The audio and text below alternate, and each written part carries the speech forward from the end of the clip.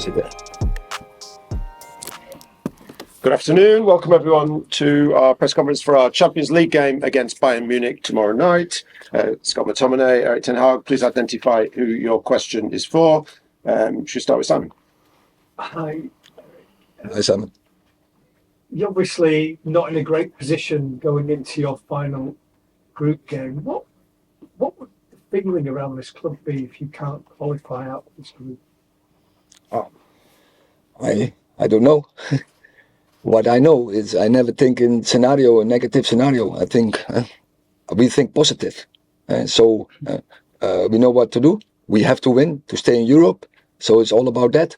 So we will prepare the team with that feeling and with that belief that we are able to do it. And I think we have shown in the last weeks when we are on our best, and then we can do it. And Scott, the manager's mentioned about being at your best. You played well against Chelsea, clearly didn't play well at Newcastle, didn't play well against Bournemouth. Why is there such a big difference between the performances of the two? Yeah, obviously we know that. We know the inconsistencies which we have had. We're not naive to that. And I feel like for us, we've spoke about it as a group with the coaching staff. And for us, the schedule's relentless and we can't blame it on the backlog of fixtures and stuff like that. But for us, we have to come together as a group and figure out the reason why we are slightly inconsistent at this moment in time. But as you say, the boys are honestly doing everything that they can do to contribute and give the best whenever they approach the pitch. James. Going into this season, going into the Champions League on the back of last season, what were your ambitions for the competition? Obviously, you want to go out in the group stage, but did you believe you could go far in this competition and win the competition? First, I don't think about winning the competition when you start the season. It's first get in a position that you can win. And so now we have still the opportunity. It's not anymore in our hands, but we want to stay in Europe, and therefore we know what to do. We have to win and to stay in Europe. Neil. Scott, you've had a great revival of your own career here at Manchester United. Did you fear there was a moment where you might be leaving this club? There's always speculation and different things surrounding every player at Man United.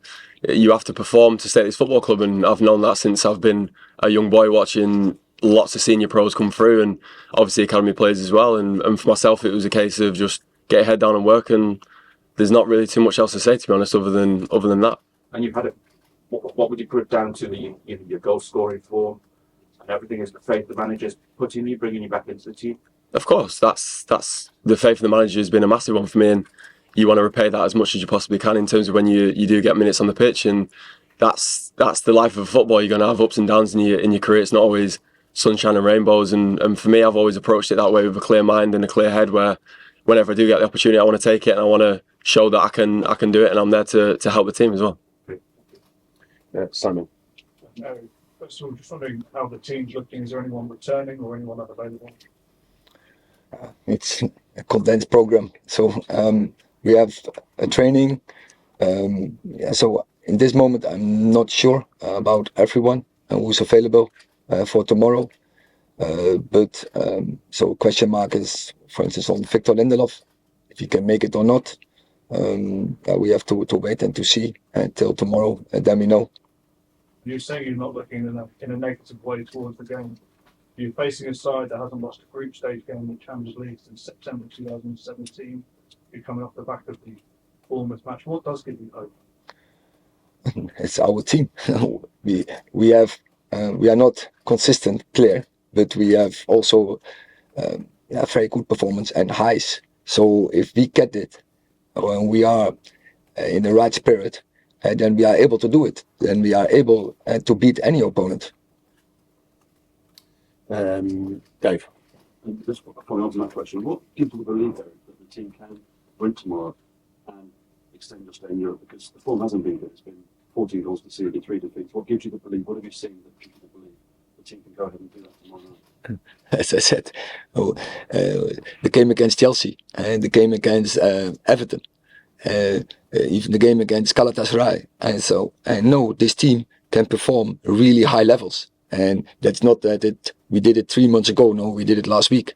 And so I know we can do it. And when we have the right mood, we have the right spirit, starts with the right attitude, if everyone is ready for it, we are able to do it. Is the biggest concern for you that you don't know which of your teams is going to turn up? Because you have a great performance against Chelsea, then you have what happened at the weekend. Is that the most frustrating thing for you as a manager? You don't know which Manchester United is going to turn up. It's not about to get frustrated about that. We have to work about that. So so that's my responsibility to set the team, to prepare the team, that they improve on that fact. And I will give everything, and I know my players do as well. Paul. You spoke about belief, Eric. How do you inject that belief into your players? What kind of methods do you employ to give them that? I only have to show them the clips from Chelsea and how we can play.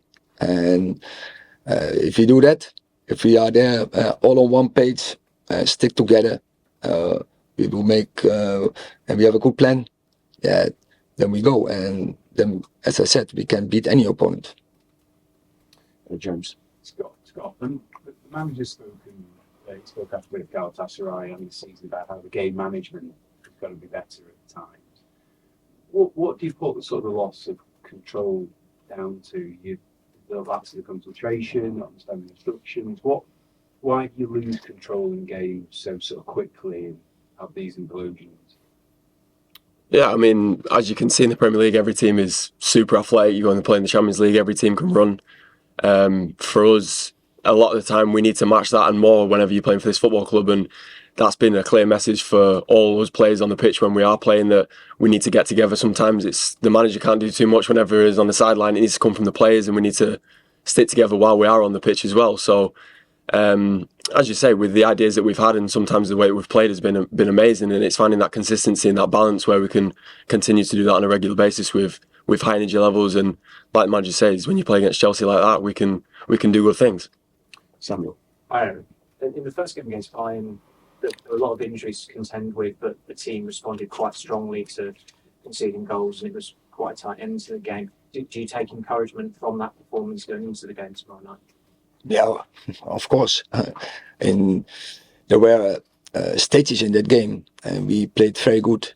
And we are also, it was head to head in that game for a long time in the game. But also we suffered some mistakes were absolutely avoidable. But that is one thing is sure: when you play against Bayern Munich, you have to play your best because they have a good team and they have very good individual players. But as I say, Chelsea had also amazing players, and we went head to head to them. Even we dominated them. So I think we can do it against Bayern as well. Andy. Thanks, Scott, for both of you. The atmosphere was very loud in Munich. It was bouncing in Copenhagen. It was brilliant in Istanbul. What do you two want from Manchester United fans tomorrow night at Old Trafford? That's clear. I think Old Trafford is not a nice place to come for an opponent, and we are aware of it. It starts with us, but then, of course, then you hope that the fans, we are together. And as long as I'm here, I always have the feeling we are absolutely together. There's a very strong bond between the team and the fans. They're always behind us, even when we have big setbacks, and they're staying behind us. They're supporting us. So I'm very happy with that. But we have to take the responsibility. It starts with us. We have to energize them. Rob. Hi, Eric. You said on Saturday that you didn't think the squad was good enough to be consistent, but in the second half of last season, we were considered enough to finish third. You reached 2 cup finals. What has the biggest change been from then to now? Like you say on Saturday, you didn't think that you're good enough to be consistent at the moment. We had a regular team, not so many changes. I think especially in our back line, we had a long time. We had a regular formation, and that helps you. And then you get the routines in, and so we have to wait for that. And till that moment, we have to deal with it. And as every team has to deal with it, and it's not only us, but I'm sure when we get back to regular base, then we will play better, and you have a better opportunity to win games, and you have a better opportunity of a chance that you are consistent. It's simply then a personnel issue rather than a mentality issue. I think first of all it's a personal, and then but I'm aware, and that's my job. We have to be we have to be really tough if you have to do it every third day. But we are not the only team. I see the inconsistency from all the teams in this period in the Premier League, and I think players are not robots. But the team who can deal the best with, they will come most far. Last question, Fred. Right. Since you've been part of the first team, you have seen many discovered Jose, Bowley, Rangnick. What's the shared responsibility of the players to stop this endless cycle? It's the players' responsibility, first and foremost. Players know that as well. We've had many amazing players over the time, and I feel like now we're at a stage where we've got big characters in the dressing room where it's not just a case of like some of the other managers where it's been a little bit toxic at times. The boys are firmly behind the manager, and that's the be all and end all. I've said that in many other interviews, and that's the way it will remain to stay. We've got amazing coaching staff as well. So yeah, people can get lost in translation and get carried away with what the players think and what they say behind closed doors. We just want to do well for the football club, and that's as simple as that. Okay, thank you very much. Nice